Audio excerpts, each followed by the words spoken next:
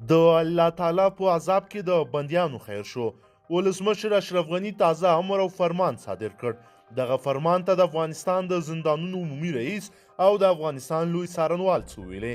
راځئ دلته په ویډیو کې له موږ سره وګورئ او تاسو د ولسمشر دغه کار سره راضي یاستئ او که نه له موږ سره یې حتما شریک کړئ. قدرمنو لیدونکو السلام علیکم، وخت مو په خیر. د افغانستان د زندانونو عمومي رئیس وایي د ولسمشر محمد اشرف غني په حکم سره له 9000 نه تر 10,000 پورې بندیان خوشي کیږي. د هیواد د زندانونو عمومي رئیس احمد راشد توتاخیل پرون د عامه روغتیا له وزیر او له لوی څارنوال سره په یوې ګډه ناسته کې ویلي دي چې ولسمشر محمد اشرف غني د کورونا وایرس د مخنیوي لپاره د ګڼو بندیانو د خوشي کولو امر صادر کړی دی. ښاغلي توتاخیل زیاته کړه چې دغه بندیان به د ولسمشر د امر له اجرا کېدو نه وروسته د هیواد له زندانونو نه خوشي کړای شي. نوموړي په همدې حال کې زیاته کړه هغه بندیان چې د ملي امنیت ضد کړاوونو باندې تورن دي هغوی د دې فرمان برخه نه دي او خوشي به نشي.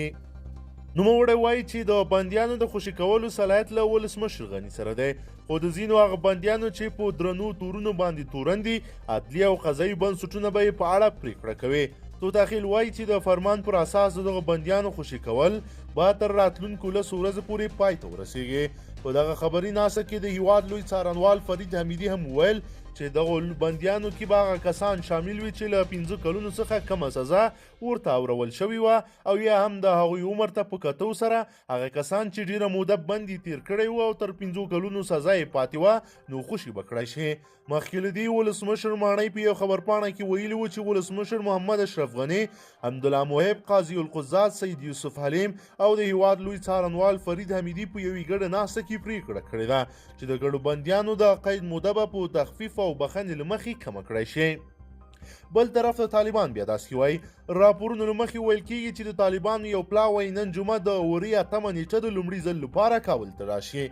ازادي راډیو په قطر کې د طالبانو د سیاسي دفتر د ویان سهیل شاهین له قوله کابل ته د طالبانو د یو پلاوي د سفر خبر تایید کړی دی. راپورونه زیاتوي چې د طالبانو پلاوي به له حکومت سره یوازې د بندیانو د خوشي کولو په اړه له تخنیکي پلوه خبرې وکړي.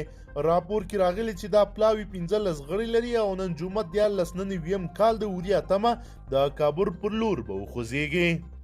قدرمنو لیدونکو نظرونه مو راسره حتما شریک کړئ. که چیرې غواړئ چې ورته تازه او مهمو پیښو څخه ځان ډیر ژر او په لنډو کې خبر کړئ زموږ چینل د سره سبسکرایب کړئ او ویډیو د سره حتما لایک کړئ. تر بل ویډیو مو په لوی رب سپارمه.